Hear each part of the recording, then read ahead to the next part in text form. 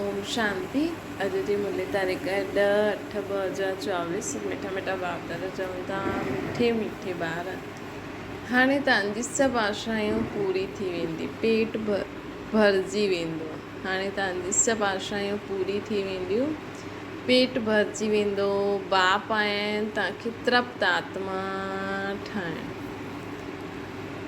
प्रश्न: हाणे तव्हां ॿार भक्ति त न कंदा आहियो, लेकिन भक्त ज़रूरु आहियो, कीअं? उत्तर आहे, जॾहिं देह अभिमान में आहियो तेसि ताईं भक्त आहियो। तव्हां ज्ञानी ठहिण जे लाइ पढ़ो था।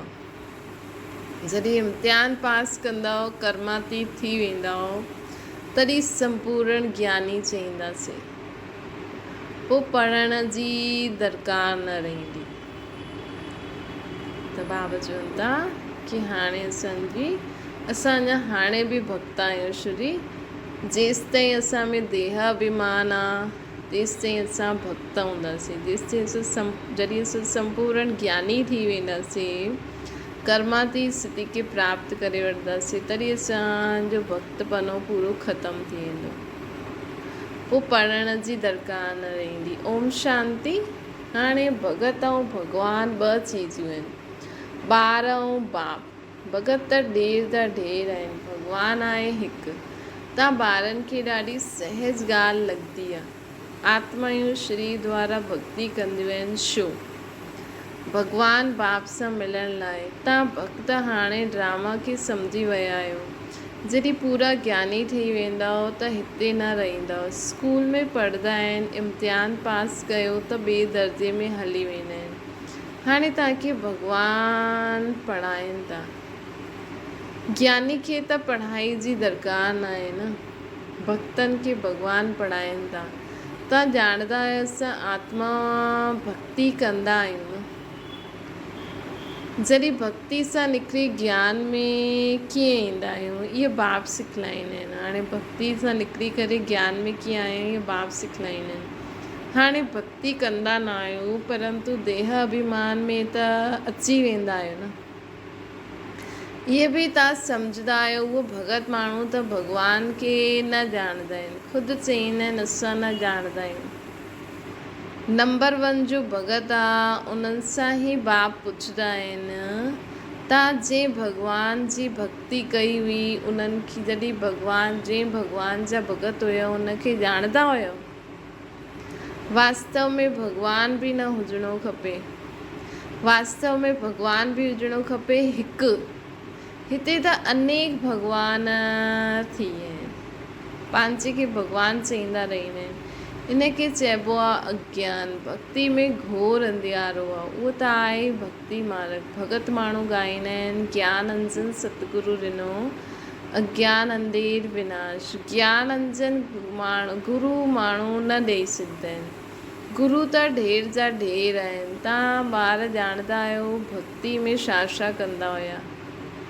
कंहिंखे यादि कंदा हुयासीं, कंहिंखे पूजंदा हुयासीं। तव्हां ॼाणंदा आहियो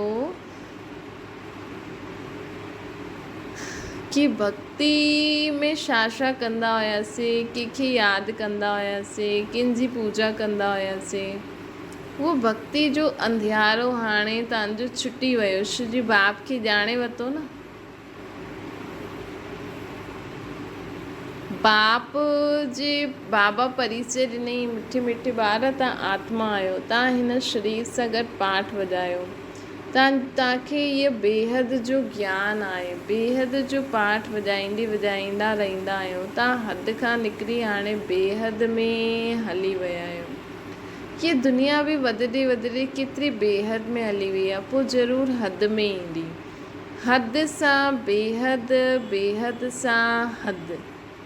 हाणे तव्हां ॿारनि खे मालूम पियो आहे आत्मा नंढो सो स्टार मिसल आहे, एतिरो सम्झंदा आहियूं, पोइ बि एॾो वॾो लिंग ठाहे ॾींदा आहिनि। उहे बि छा करनि? श्री छोटी बिंदी जी पूजा त न करे सघंदा आहिनि। चईंदा आहिनि भ्रुकुटी जे विच में चमकंदो आहे सितारो। हाणे हुन सितारे जी भक्ति कीअं करूं? भॻवान जो त कंहिंखे पतो ई न आहे। आत्मा जो मालूम आहे, आत्मा भ्रुकुटी जे विच में रहंदी आहे। बसि इहे बुद्धि में न ईंदो आहे कि आत्मा ई शरीर वठी पार्ट वॼाईंदी आहे। इहे बुद्धि में न ईंदो आहे कि आत्मा ई शरीर वठी पार्ट वॼाईंदी आहे। पहिरियों तव्हांजी तव्हां ई पूजा कंदा हुयो। वॾा वॾा लिंग ठाहींदा आहिनि। रावण जो बि दिन प्रतिदिन वॾो चित्र ठाहींदा आहिनि। नंढो रावण जो ठाहे न सघे। मनुष्य त नंढो हूंदो पोइ वॾो थी वेंदो आहे। रावण खे कॾहिं नंढो न ॾेखारींदा आहिनि। उहो त नंढो वॾो हूंदो ई न आहे। उहो कोई स्थूल चीज़ न आहे। रावण 5 विकारनि खे चइबो आहे। 5 विकारनि जी वृद्धि थींदी रहंदी आहे। न शरीर तमो प्रधान ठाहींदा आहिनि। अॻियां देह अभिमान एतिरो न हुयो, पोइ वधंदो वियो। हिक जी पूजा कई पोइ ॿिए जी, ईअं वृद्धि खे पाईंदा विया। आत्मा तमो प्रधान थी वई। दुनिया में ॿियो कोई मनुष्य न हूंदो जंहिंजी इहा बुद्धि में हुजे कि सतो प्रधान कॾहिं थींदा आहियूं, सतो प्रधान कॾहिं थींदा आहियूं, पोइ तमो प्रधान कॾहिं ठहींदा आहियूं। इन ॻाल्हियुनि सां मनुष्य बिल्कुलु अनजान आहे। नॉलेज कोई डिफ़िकल्ट न आहे। बाप अची करे बिल्कुलु सहज नॉलेज ॿुधाईंदा आहिनि, पढ़ाईंदा आहिनि। पोइ बि सॼी पढ़ाई जो तंत रहिजी वेंदो आहे। असां आत्मा आहियूं, बाबा जा ॿार आहियूं। ॾिसो दुनिया में माण्हू केॾी इन्वेंशन थो करे, केॾा ज्ञान थो ॾे, केॾा छा थो करे, पर हिकु सिंपल ॻाल्हि माण्हुनि खे न पतो आहे कि असां आत्मा आहियूं, परमात्मा मथे रहंदो आहे। जॾहिं असांखे सम्झ में अची वञे असां आत्मा आहियूं, परमात्मा मथे रहंदा आहिनि, असां आत्मा मथां खां आया आहियूं, हिन सृष्टि ते पार्ट वॼाइण, खेल खेॾण आया आहियूं। हिक ॿिए सां मिली जुली करे असांखे खेल खेॾणो आहे। सुठा कर्म कंदासीं त असांजे जीवन में सुख शांती ईंदो। अगरि माण्हू इहे ई सभु माण्हू सम्झी वञनि त बि जीवन केॾो सुठो थींदो। भले पॉपुलेशन वधंदी, लेकिन अॼु दुनिया में जेतिरी बि पॉपुलेशन आहे, लेकिन माण्हुनि जा बैंक बैलेंस केॾा भरियल आहिनि। माण्हुनि जी रोटी अनाज केॾो वेस्ट थो वञे, है न। महांगियूं चीज़ुनि जो दाम लॻाए था छॾनि, न त उहो माण्हुनि खे खाइण लाइ थी मिले, पई वेस्ट थी वञे। अॼु ॾिसो दुनिया में माण्हू एॾा माण्हू आहिनि, जॻह बि आहे, माण्हू एॾा घर ठाहे करे एॾी वॾे घरनि में अकेलो थो रहे, है न। त अगरि माण्हू सोचे भई सभिनि खे घर मिले, सभिनि खे खाइण लाइ मिले, सभिनि खे सभु कुझु मिले, त अगरि दुनिया जी इहा सोच थी वञे त अॼु कोई बि दुनिया में ग़रीब न रहंदो। ग़रीब मतिलबु हीअं न रहंदो कि उन्हनि वटि खाइण लाइ न हुजे। भले उन्हनि वटि ओतिरो पैसो न हूंदो, भले तव्हां रखो, लेकिन जंहिं वटि घर न आहे, जंहिं वटि कमु न आहे, जंहिं वटि खाइण लाइ न आहे, जो माण्हू पढ़णु चाहे थो, पैसो न आहे। पढ़ाई ॾिसो माण्हू केॾी महांगी थो करे, केॾी महांगी किताबियूं थो विकिणे, केॾा महांगा चीज़ूं ठहे, त उहो ई उन्हनि सां ई थी न। कागज़ सां ई ठहे थी। कागज़ किथां ईंदो? पेड़ बि कोई किथां ख़रीदे थोरी ईंदा। मतिलबु ॿी कोई मथां कोई देश या कोई उहो थोरी पंहिंजी ई धरती ते माण्हू पेड़ उगाए ऐं कागज़ ठाहे। चल तूं बि पढ़, मां बि पढ़ां। त अगरि दुनिया में अगरि असां हीअं सोचूं न, सभु सम्झनि कि असां हिकु परमात्मा बाप जा ॿार आहियूं ऐं हीअं असां हिते पार्ट वॼाइण आया आहियूं, त जीवन ॾाढो सहज थी वेंदो। असां सभी आत्मा जा सुठा कर्म कंदासीं त जीवन में सुख शांती ईंदो। दुख अशांती छो आयो? विकार बुराइनि जी वश थी करे कर्म कंदा आहियूं। हिकु कई, ॿिए कई, टे कई, सोचंदो हीअं करनि था, मां छो न करां, मां बि करां। त ईअं धीरे धीरे दुनिया बिगड़ी वई। हाणे हिनखे सुधारण लाइ बाबा आया आहिनि। हाणे धीरे धीरे एॾा सारा माण्हू सुधरी वेंदा, बाक़ी जेका न सुधरंदा उन्हनि खे मथे विहारे छॾींदासीं। सुधरी हुई आत्माऊं स्वर्ग में अची वेंदियूं। त बाबा असांखे चवनि था इहे ही सॼी पढ़ाई जो तंत आहे। मां आत्मा बाबा जो ॿारु आहियां, बाप खे यादि करिणो आहे। इहे बि गायन आहे न, कोटनि में कोई केतिरे थोरा निकिरंदा आहिनि, कोटनि में कई ही यथार्थ रीति ॼाणंदा आहिनि, कंहिंखे बाप खे चईंदा आहिनि। बाप कॾहिं अहिड़ो हूंदो आहे छा? पंहिंजे बाप खे बि हाणे ॼाणंदा आहिनि न, त बाप खे छो भुलिजी वियो? इन जो नाम ई आहे भूल भुलैया जो खेल। हिकु थींदो आहे हद जो बाप, ॿियो थींदो आहे बेहद जो बाप। ॿ बाप जा वरसा मिलंदा आहिनि। हद जे बाप सां थोरो वरसो मिलंदो आहे, दिन प्रतिदिन बिल्कुलु थोरो थींदो वेंदो आहे, जीअं की कुझु बि न आहे। जेसि ताईं बेहद जो बाप न अचे त पेट ई न भरे, पेट ई सॼो ख़ाली थी वेंदो आहे। बाप अची करे पेट भरंदा आहिनि, हर ॻाल्हि में पेट अहिड़ो भरे ॾींदा आहिनि जो तव्हां ॿारनि खे कोई चीज़ जी दरकार ई न रहंदी, सभु आशायूं पूरी थी वेंदियूं, तृप्त आत्मा थी वेंदा आहे। जीअं ब्राह्मणनि खे खिलाईंदा आहिनि न, त आत्मा तृप्त थी वेंदी आहे न। जीअं ब्राह्मणनि खे खाराईंदा आहिनि त आत्मा उन्हनि जी तृप्त थी वेंदी आहे। हिते छा हूंदो आहे? हिते आत्मा तृप्त कॾहिं थींदी आहे? जॾहिं पेट में उहे सुठी सुठी चीजूं मिलनि खाइण लाइ। हिते माण्हू उहो सोचंदा आहिनि, लेकिन बाबा असांखे उहो ज्ञान गुण शक्तियूं ॾियनि था। जॾहिं आत्मा हुन सां भरपूर रहंदी आहे न, त उनखे उनजो पेट जीअं भरियलु हूंदो आहे, मतिलबु उनखे पोइ उन आत्मा खे इहे खावां हिन में चीज़ न ध्यानु न वञण खां न वेंदो आहे। आत्मा में जॾहिं ज्ञान गुण शक्ति न हूंदी आहे न, परमात्मा जी प्राप्ति न हूंदी आहे, त उहो खाइण पीअण जी चीज़ियूं या वठणु या इहे करणु इन्हनि में पूरी थी वेंदी आहे। और जॾहिं आत्मा जो योग बाप सां लॻंदो आहे न, त बाप सां स्वयं खे भरपूर कंदे कंदे उहा हिननि चीज़नि खे ॾिसंदी उहा न ॾिसंदी आहे। हा, खाराईंदी शरीर खे चीज़ियूं वठंदी, लेकिन उहा जी पहिरों वारी ॻाल्हि थींदी आहे न, उहा न रहंदी। लालच, लोभ, इहे खायां, इहे वठां, इहे करां, इहे सभु ख़तमु थी वेंदो। त बाबा चवंदा आहिनि कि हाणे बाप अची करे पेट भरे ॾींदो आहे। हर ॻाल्हि में पेट अहिड़ो भरिजी वेंदो आहे जो तव्हां ॿारनि खे कोई चीज़ जी दरकार ई न रहंदी आहे। सभु आशायूं पूरी थी वेंदियूं, तृप्त आत्मा थी वेंदी आहे। जीअं ब्राह्मणनि खे खाराईंदा आहियूं त आत्मा तृप्त थी वेंदी आहे न, इहा बेहद जी तृप्ति आहे। फ़र्क़ु ॾिसो केतिरो आहे, आत्मा जे हद जी तृप्ति ऐं बेहद जी तृप्ति में फ़र्क़ु केतिरो आहे। बाप खे ॼाणण सां ई तृप्त थी वेंदा आहियूं। छो जी बाप स्वर्ग जो मालिक ठाहींदा आहिनि न, त इन करे बाप खे ॼाणण सां ई तृप्त थी वेंदा आहियूं। छो जी बाबा स्वर्ग जो मालिक ठाहींदा आहिनि। तव्हां ॼाणंदा आहियो असां बेहद जे बाप जा ॿार आहियूं। बाप खे त सभु यादि कंदा आहिनि न, पर कोई चवंदा आहिनि इहे त नेचर आहे, असां ब्रह्म में लीन थी वेंदासीं। बाप ॿुधाईंदा आहिनि कि ब्रह्म में कोई लीन न थींदो आहे। इहे त अनादि ड्रामा आहे जो फिरंदो रहंदो आहे, हिन में मुंझण जी दरकार न आहे। 4 युगनि जो चक्कर फिरंदो ई रहंदो आहे, 4 युगनि जो चक्कर फिरंदो ई रहंदो आहे। इहे त अनादि ड्रामा आहे जो फिरंदो ई रहंदो आहे। हिन में मुंझण जी बिल्कुलु बि दरकार न आहे। बाबा चवनि था,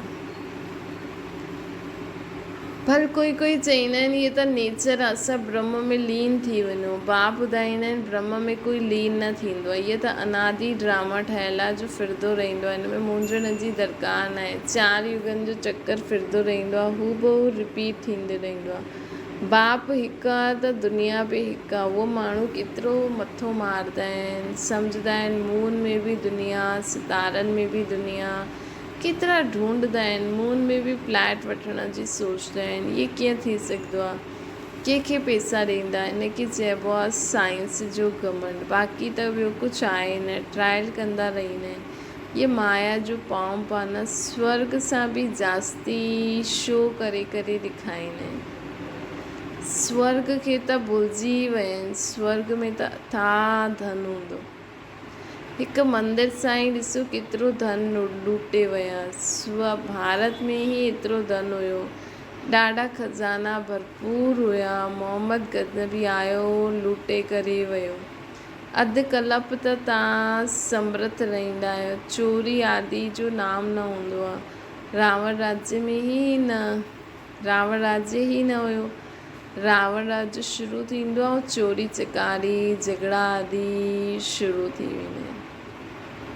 रावण जो नाम वठंदा आहिनि न, बाक़ी रावण कोई आहे न, विकारनि जी प्रवेशता थी हुई। रावण जे लाइ मनुष्य छा कंदा आहिनि, केतिरो मल्हाईंदा आहिनि। तव्हां बि दशहरो मल्हाईंदा हुयो न, ॾिसण वेंदा हुयो रावण खे कीअं जलाईंदा आहिनि, पोइ सोनो लूटण वेंदा आहिनि। छा चीज़ आहे, हाणे वंडर लॻंदो आहे, हाणे वंडर लॻंदो आहे। छा ठही विया हुआसीं, केतिरी पूजा आदि कंदा हुआसीं, केतिरो वॾो ॾींहुं मल्हाए, केतिरा वॾा ॾींहं मल्हाईंदा हुआसीं, छा कंदा रहंदा आहिनि।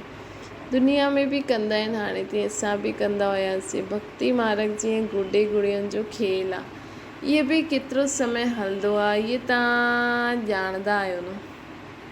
शुरू में एतिरो न कंदा हुयो, शुरू में एतिरो न कंदा हुआसीं, पोइ वृद्धि खे पाईंदे पाईंदे हाणे ॾिसो छा हाल थी वियो आहे, है न। शुरू में एतिरो न कंदा हुया, एतिरो ख़र्चो करे चित्र व मंदिर आदि छो ठाहींदा आहिनि, एतिरो ख़र्चो करे चित्र व मंदिर आदि छो ठाहींदा आहिनि। पोइ बाबा चवंदा आहिनि इहे आहे वेस्ट ऑफ मनी। बाबा चवंदा आहिनि इहे आहे वेस्ट ऑफ मनी।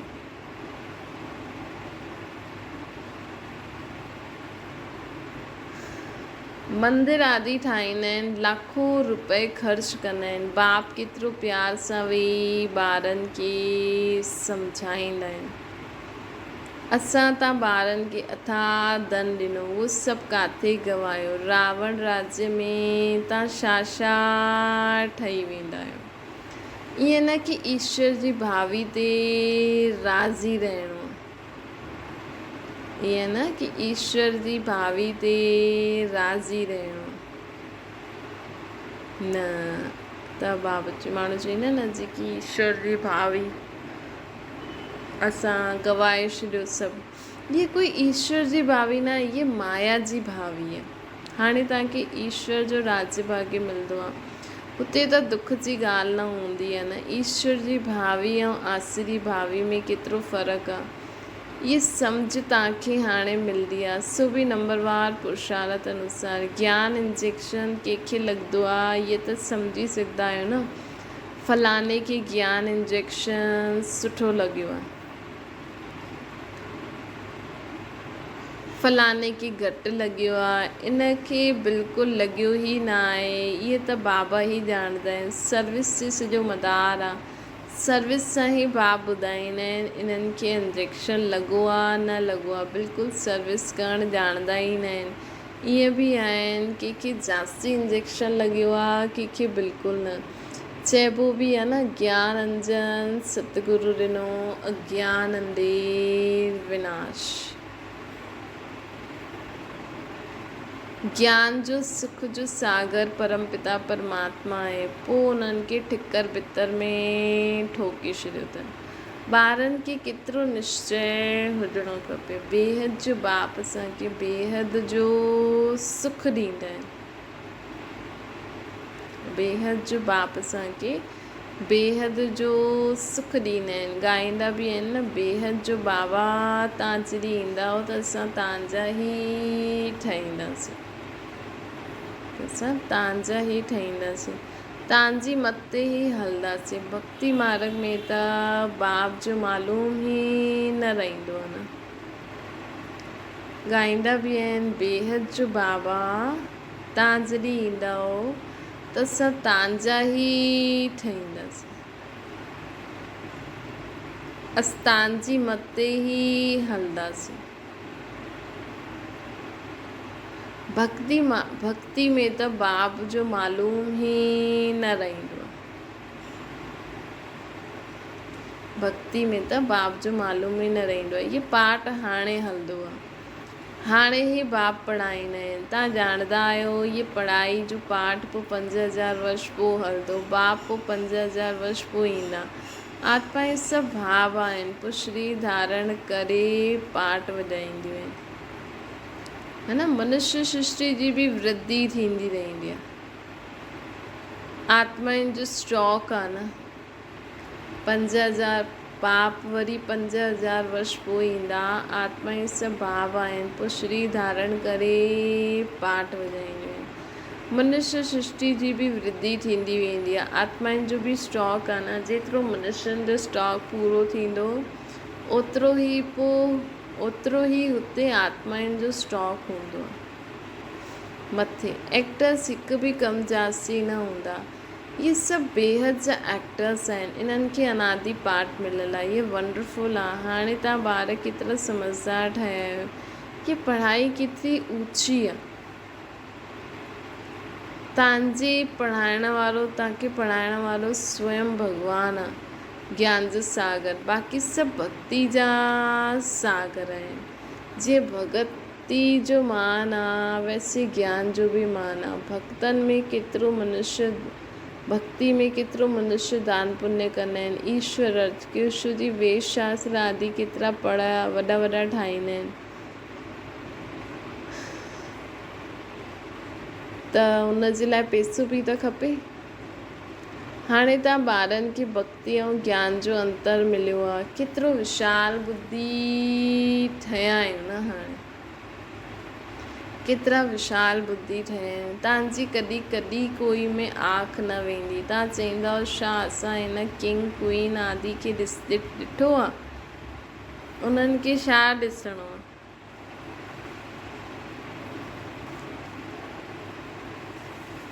त बाबा चवनि था दिलि में कोई आश न रहंदी आहे। इहे सभु ख़तमु थियण वारो आहे। हाणे चेक करो, असांखे हाणे बि न दुनिया में कुझु ॾिसण जी आश आहे। जंहिं वटि जो आहे सभु ख़तमु थियणो आहे। पेट त उहे ई ॿ रोटी मांगदो आहे, लेकिन हिन जे लाइ केतिरो पाप कंदा आहिनि। हिन समय दुनिया में पाप ई पाप आहे। पेट पाप ॾाढो कराईंदो आहे। हिकु ॿ जे मथां झूठा कलंक लॻाए ॾींदा आहिनि। पैसा बि ढेर कमाईंदा आहिनि, केतिरा पैसा छिपाए वठंदा आहिनि। गवर्नमेंट छा करे सघंदी, परंतु कोई केतिरो बि छिपी न सघंदो आहे। हाणे त नेचुरल क्लैमिटीज़ बि अचियूं आहिनि, बाक़ी थोरा समय आहे। बाबा चईंदा आहिनि शरीर निर्वाह त कुझु बि करो, हुन जे लाइ मना न आहे। ॿारनि खे ख़ुशी जो पारो चढ़ो रहणो खपे। बाप ऐं वर्सी खे यादि करो।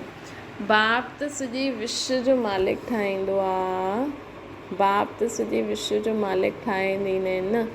धरती आसमान सभु असांजा थी वेंदा आहिनि। धरती आसमान सभु असांजा थी वेंदा आहिनि। कोई बि हद न रहंदी आहे। ॿार ॼाणंदा आहिनि असां ई मालिक हुयासीं।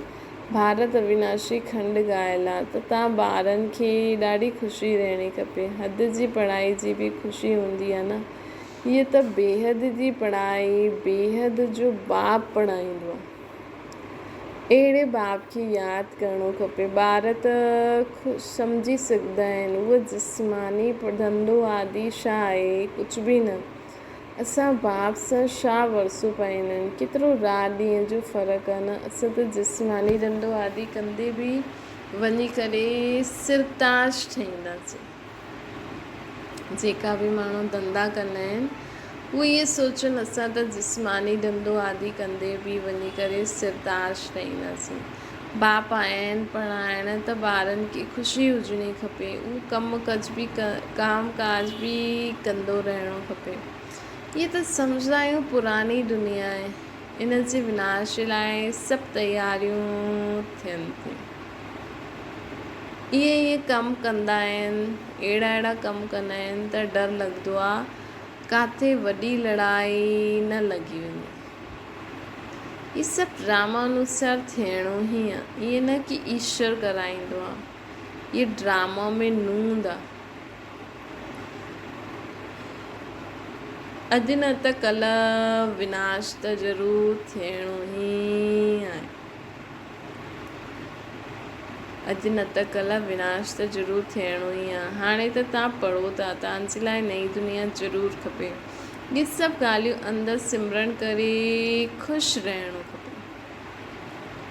इहे सभु ॻाल्हियूं अंदरि सिमरन करे ख़ुशि रहणो खपे। बाबा इहे रथ बि वरितो अथई, इन्हनि खे त कुझु बि, इन्हनि जो त कुझु बि आहे न, सभु कुझु छॾे ॾिनई। बेहद जी बादशाही मिलंदी आहे न, बेहद जी बादशाही मिलंदी आहे, त पोइ इहे छा कंदा? बाबा जो हिकु गीत बि ठहियलु आहे न, अल्लाह खे अल्लाह मिलियो, त पोइ गदाई छा कंदा? कम जास्ती ॾे हिकदमि खलास करे ॾिनो। कम जास्ती मतिलबु कंहिं बि बाबा जहिड़ी प्रॉपर्टी विकिणे, कंहिं घटि ॾिनई, कंहिं जास्ती ॾिनई, बाबा सभु कुझु करे सभु खलास करे ॾिनो। शरीर बि बाबा खे ई ॾेई छॾियो, शरीर बि बाबा खे ई ॾेई छॾियो। ओहो, असां त विश्व जा मालिक ठही ईंदासीं, अनेक बार मालिक ठहिया आहियूं, केतिरो सहज आहे न। तव्हां भल पंहिंजे घर में रहो, पंहिंजे खे आत्मा सम्झी बाप खे यादि कंदा। अच्छा, मीठी मीठी सिकल जे ॿारनि प्रति माता पिता बाप दादा जो यादि प्यार ऐं गुड मॉर्निंग। रूहानी बाप जी सभिनि रूहानी ॿारनि खे नमस्ते। असांजी बि रूहानी माता पिता बाप दादा खे यादि प्यार गुड मॉर्निंग ऐं नमस्ते। धारणा जे लाइ मुख्य सार आहे, अहिड़ो तृप्त ऐं विशाल बुद्धि ठहिणो आहे जो कॾहिं कंहिं में अख न डूबे, दिलि में कोई बि आश न रहे, शरीर सभु विनाश थियणो आहे। ॿियो आहे श्री निर्वात कर्म कंदे ख़ुशी जो पारो चढ़ियल रहे, बाप ऐं वर्सी खे यादि कंदा रहो। बुद्धि हद सां निकिरी बेहद में वञे, अहिड़ो तृप्त ऐं विशाल बुद्धि ठहिणो आहे जो कंहिंमें बि अख न डूबे। असांजी दिलि में कोई बि आश न रहणी खपे, शरीर सभु विनाश थियणो आहे। ॿियो आहे श्री निर्वात कर्म कंदे हुए ख़ुशी जो पारो चढ़ियल रहे, कि हाणे बाबा सां गॾु असां उथूं था, वियूं था, खाऊं था, पीऊं था, बाप ऐं वरसो यादि रहे असांखे, बाबा ऐं वरसो यादि रहे। बुद्धि हद सां निकिरी सिधा बेहद में रहणी खपे, हद में निकिरी सिधा बेहद में रहणी खपे। वरदाना तीव्र पुरुषार्थ द्वारा सभी बंधननि खे क्रॉस करे मनोरंजन जो अनुभव करण वारा डबल लाइट ठहो। कई बार चईंदा आहिनि वैसे त मां ठीकु आहियां, लेकिन इहो कारण आहे संस्कारनि जो, व्यक्तियुनि जो, वायुमंडल जो बंधन आहे, हीअं चईंदा आहिनि। परंतु कारण कहिड़ो बि हुजे, छा बि हुजे, तीव्र पुरुषार्थी सभी ॻाल्हियुनि खे हीअं क्रॉस कंदो जीअं कुझु आहे ई न। वो सदा मनोरंजन जो अनुभव कंदा आहिनि। अहिड़ी स्थिति खे चइबो आहे उड़ती कला। उड़ती कला जी निशानी आहे सदा डबल लाइट रहण वारा। उन्हनि खे कहिड़े बि प्रकार जो बोझ हलचल में लाहे न सघंदो, उन्हनि खे कहिड़े बि प्रकार जो बोझ हलचल में लाहे न सघंदो। स्लोगन आहे हर गुण हर ज्ञान जी ॻाल्हि खे पंहिंजो निजी संस्कार ठाहे छॾियो। हर गुण हर ज्ञान जी ॻाल्हि खे पंहिंजो निजी संस्कार ठाहे छॾियो। अच्छा, ओम शांति। बाबा खे यादि करो।